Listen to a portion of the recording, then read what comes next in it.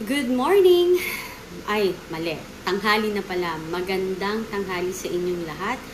At ayun na nga, natapos ng second hearing ng Blue Ribbon Committee, but apparently, matitigas pa rin. At walang masyadong nagsalita about sa hearing na yon. Obviously, mayroon pong mga nakarating sa amin or sa akin mismo na kasi po ang ibang contractors ay tinatakot. At sinasabihan na malalaking tao ang babanggain nyo. Nakakatakot, matatanggalan kayo ng lisensya, mawawalan kayo ng kabuhayan, makakasuhan kayo ng plunder, mafi-freeze ang mga account nyo. So basically, tinatakot ang mga contractors para hindi magsalita dahil alam nila na maraming madadamay. Pero tandaan nyo, ako ang suggestion ko or advice ko sa mga contractors, magsalita ho kayo. Kasi kayo lang din po magsasalba sa sarili nyo. Kasi alam naman ho natin na hindi naman talaga kayo ang tunay na culprit. I mean, okay fine, nagamit kayo, nagpagamit kayo, dyan sa DPWH, may mga kasabwatan dyan. But ang tanong dito, sino ang mastermind? Sino talaga ang may kasalanan? Kasi may mastermind yan eh. Di ba kapag gumawa ka ng isang plano, sabi natin it's a project. Project pag nanakaw na tinatawag, di ba? Project nakawan. So, syempre, yung mastermind, siya yung nasa top. Gagawa siya ng galamay, di ba?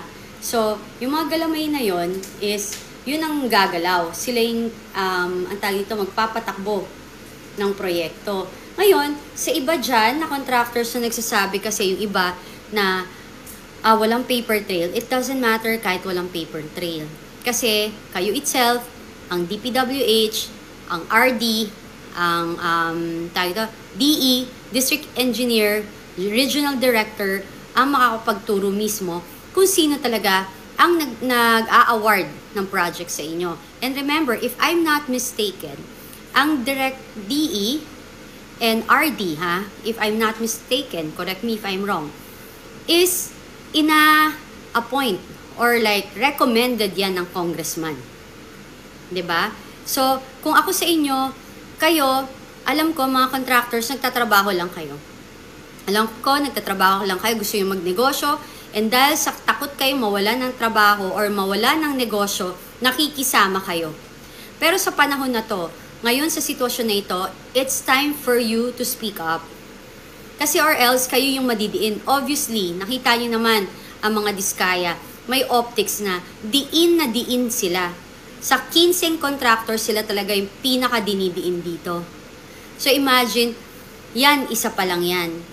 Akala nyo ba yung iba hindi nangyayari sa kanila yan? Hinaharas na, binubuli na, bayad na, nagbabayad na sa media or mga vloggers para lalong idiin yung iba, talagang pasamain ang pasamain. Kasi ako ang basa ko yung diskaya magiging sacrificial lamb. 'Di ba? So, yun ang mangyayari. Sasampulan ng isa tapos kakalimutan na ang lahat. Yun ang nakakalungkot. Kasi yung pinaka-higit na nakinabang na nakakuha ng malaking pera, ika nga ang mastermind, ano yun, pakakawalan nyo na lang. Tas kayo, willing ba kayong makulong? Sirain ang pangalan ninyo? At ang future ng mga anak ninyo? Yun ang isipin nyo. Kasi wala silang pakialam sa inyo, inuuto lang kayo. Tapos may narinig din ako, may nagsasuggest sa isang contractor, nako-confuse na sila. Ang suggestion daw ng lawyer is, wag daw silang maging state witness kasi if-freeze daw yung account, mapaplunder sila, and all. Saan ka nakakita ng abogado na ayaw mo ma-safety yung iyong kliyente? 'Di ba? Saan ka nakakita? Kung ganyan ang abogado nyo, para namang bayad na yan ng kalaban nyo. 'Di ba? Hindi ho tama yun. Kasi kapag naging state witness ka, pwede ka makipag-usap at makipag-cooperate sa gobyerno or dun sa sitwasyon na kinalulugmukan or kinalalagyan ninyo na anong deal ang pwede nyo makuha. Kasi again, alam ng karamihan dito na kayo ay isa lamang sa mga galamay na ginamit or ang mga isa sa mga tao na ginamit para magkapera ang mga tunay na ganid sa gobyerno. So if you want to save yourselves, save the name of your family, hindi to magiging perpekto kasi kasama rin kayo talaga sa buwatan, but at least help the Filipino people, help our country to have a better leaders. At ibunyag nyo na kung sino yung nagsasabuatan dyan. Imagine, pag nalaman nila kung paano ang kalakaran sa pagpapatakbo ng mga proyekto sa DPWH, imagine, makakatipid, it's either makakatipid or yung pinaka-best is magiging pulido na ang gawa ng bawat proyekto.